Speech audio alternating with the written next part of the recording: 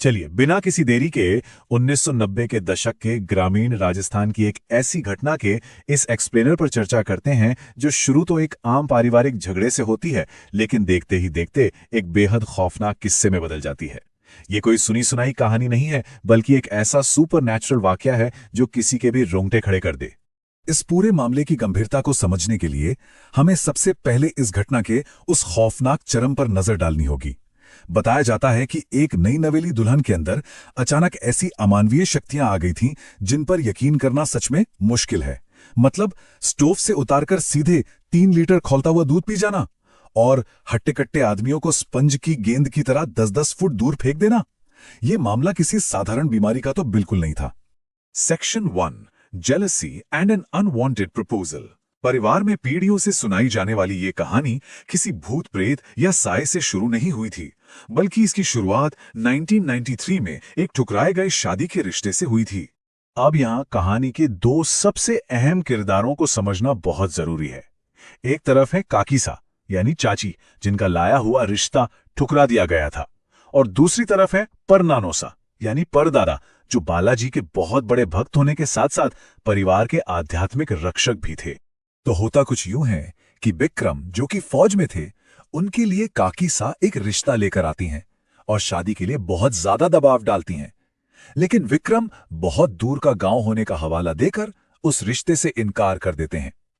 विक्रम का मीनाक्षी नाम की किसी दूसरी लड़की से शादी करने का फैसला देखने में तो बिल्कुल आम लगता है, पर परिवार के दावों के मुताबिक इसी एक फैसले ने काकीसा के मन में जलन और नफरत का एक गहरा बीज बो दिया था। सेक्शन 2, एक्सीडेंट और स्वीट कॉन्स्पिरेसी। यहां से ये नैरेटिव एक छिपे हुए गुस्से को छोड़कर अजीब और जानलेवा हादसों की एक तेज श्रृंखला की तरफ बढ़ता है। अगर हम घटनाओं के इस टाइमलाइन पर गौर करें तो शादी के ठीक बाद जैसे ही मीनाक्षी नए घर में कदम रखती है, वो अचानक बेहोश हो जाती है। इसके ठीक बाद पग फेरे की रस्म से लौटते वक्त एक बहुत ही भयानक कार एक्सीडेंट होता है, और वजह पता है क्या थी? गाड़ी के आगे अचानक से एक बूढ़ी औरत का आ जाना। लेकिन हैरानी की बात यह थी कि एक्सीडेंट के बाद उस बूढ़ी औरत का कोई नामो निशान तक नहीं मिला। वो जैसे हवा में ही गायब हो गई थी। इस घटना के बाद काकीसा का बर्ताव पूरी तरह से बदल जाता है। जो काकीसा पहले घर आकर 2-3 घंटे गपशप करती थी, वो एक्सीडेंट के बाद विक्रम और मीनाक्षी से मिलने आती हैं। उन्हें बहुत इमोशनल ब्लैकमेल करके जबरदस्ती सूजी का हलवा और खोए के पेड़े खिलाती हैं, और जैसे ही वे मिठाई खाते हैं, काकीसा गैस चालू छूटने का बहाना बनाकर महज 2 मिनट के अंदर वहां से भाग निकलती हैं। ये जल्दबाजी सच में बहुत ही संदेहास्पद थी, क्योंकि वो मिठाई खाने के तुरंत बाद जो हुआ वो किसी को भी डरा देगा। मीनाक्षी को भयानक उल्टियां होने लगी और वो बेहोश हो गई। जब उसे अस्पताल ले जाया जा रहा था, तभी परिवार को खबर मिलती है कि उनके घर में गैस सिलेंडर फट गया है और आधा घर जलकर खाक हो चुका है। एक के बाद एक ये चीजें आम इत्तेफाक तो बिल्कुल नहीं लग रही थी, है ना? Section 3, terrifying effect of black magic. यह हमें परिवार के खौफ के उस मुख्य हिस्से तक लाता है जहां ये सारे अजीब संयोग पूरी तरह से असाधारण और पैरानॉर्मल घटनाओं में बदल जाते हैं। आधा घर जल जाने के कारण परिवार को एक पुराने किराए के घर में शिफ्ट होना पड़ा, लेकिन वो डार्क एनर्जी जैसे उनके पीछे ही पड़ गई थी। एक दिन अस्पताल से लौटते वक्त मीनाक्षी जले हुए घर के बाहर रखे तांत्रिक सामान यानी एक टोटके को देखकर जैसे सम्मोहित सी हो गई। वो किसी के रोके बिना सीधे उस काले जादू के सामान की तरफ दौड़ी, मानो कोई अदृश्य शक्ति उसे खींच रही हो। इसके बाद उसके अंदर जो भयानक बदलाव आए, उन दावों पर विश्वास करना मुश्किल है। एक 24 साल की मीनाक्षी का चेहरा अचानक बदलकर 65-70 साल की किसी वृद्ध महिला जैसा लगने लगा। उसके अंदर इतनी ताकत आ गई कि उसने विक्रम और देवर को 10-10 फीट दूर उठाकर फेंक दिया। खैर, बात यहीं खत्म नहीं हुई। वो सीधे किचन में गई और 3 लीटर खौलता हुआ दूध बिना रुके पी गई, और कमरे में खुद को बंद करके छत के पंखे से लटककर आत्महत्या करने की कोशिश भी की। इस पूरे घटनाक्रम में एक पल ऐसा भी आता है जब उसे थोड़ी देर के लिए होश आता है। वो रात को वॉशरूम जाती है, लेकिन वहां वह एक बहुत बड़ी गलती कर बैठती है। वो अपनी सुरक्षा वाली लोहे की रॉड अंदर ही भूल आती है। कहा जाता है कि उस रॉड के छूटते ही उस नेगेटिव पावर ने उस पर फिर से पूरा कंट्रोल ले लिया, और रात के 3:50 पर वह मुख्य दरवाजा खोलकर अंधेरे में कहीं भाग गई। 55, जी हां, 55 किलोग्राम। ये मीनाक्षी का किलोग्राम में वजन था।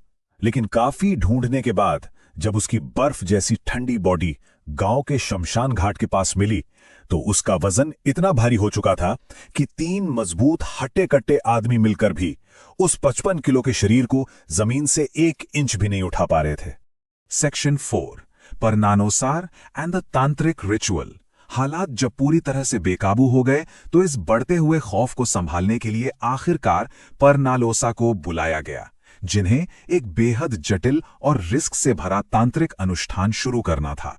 चलिए इस अनुष्ठान की बारीकियों को समझते हैं। सबसे पहला कदम था मीनाक्षी के बिस्तर के चारों तरफ हल्दी के पानी की कटोरियां रख के एक सुरक्षा कवच बनाना। लेकिन डरावनी बात यह थी कि देखते ही देखते महज 10 से 15 सेकंड के भीतर वो पीला पानी पूरी तरह से खून जैसा लाल हो गया। इसे तुरंत घर के बाहर फेंकना पड़ा। परनानोसा ने जब मीनाक्षी पर हावी हो चुकी सत्ता से सीधे बात की तो उस एंटिटी ने साफ कह दिया, मैं बिना बलि लिए नहीं जाऊंगी। मुझे इन दोनों का खून चाहिए और मैं इन्हें अपने साथ लेकर ही जाऊंगी। उसने किसी जानवर की बलि से साफ इनकार कर दिया था। अब यहां उस बुरी शक्ति को चकमा देने का एक बहुत ही दिलचस्प और आध्यात्मिक तरीका अपनाया गया। 2 कद्दू मंगवाए गए, एक पर विक्रम का खून लगाया गया और दूसरे पर मीनाक्षी के बाल और उसका छुआ हुआ कपड़ा रखा गया। फिर मंत्र पढ़ते हुए दोनों कद्दुओं को एक साथ काट दिया गया। ये एक ऐसी प्रतीकात्मक बलि थी जिससे उस शक्ति को यह विश्वास दिलाया जा सके कि उसे उसकी मनचाही बलि मिल गई है। Section 5, the horrifying truth and final lesson. अनुष्ठान पूरा होने और पति पत्नी के बेहोश होकर एक गहरी नींद में जाने के बाद परनानोसा ने इस पूरे बवाल के पीछे का काला सच उजागर किया। और यहां सामने आती है एक बहुत बड़ी सच्चाई। जो काकीसा एक्सीडेंट के बाद बड़े प्यार और चिंता के साथ मिठाई लेकर आई थी, असलियत में वही इस सबकी मास्टरमाइंड बताई गई। उनका असली मकसद उस मिठाई के जरिए काला जादू करके उन दोनों को रास्ते से हटाना और उनकी रियल एस्टेट प्रॉपर्टी पर कब्जा करना था। इस खौफनाक सच को जानने के बाद बिना किसी ठोस सबूत के बदला लेने के बजाय परिवार ने एक बहुत ही समझदारी भरा फैसला लिया। उन्होंने अपनी प्रॉपर्टी बेची, गांव छोड़ दिया और हमेशा के लिए एक नए गांव में बस गए। उन जहरीले रिश्तेदारों से बिना लड़े हमेशा के लिए नाते तोड़ लिए गए। और इस सब का नतीजा क्या निकला? मीनाक्षी इस सदमे से बाहर आ पाई और आज वो एक सरकारी कॉलेज में सफल लेक्चरर हैं। इस पूरे एक्सप्लेनर को देखने के बाद एक बड़ा सवाल पीछे छूट जाता है। क्या यह सिर्फ एक मनोवैज्ञानिक आघात और अंधविश्वास की डरावनी श्रृंखला थी, या फिर ये उन दुश्मनों का खौफनाक सच था जो हमारे अपने होने का दिखावा करते हैं?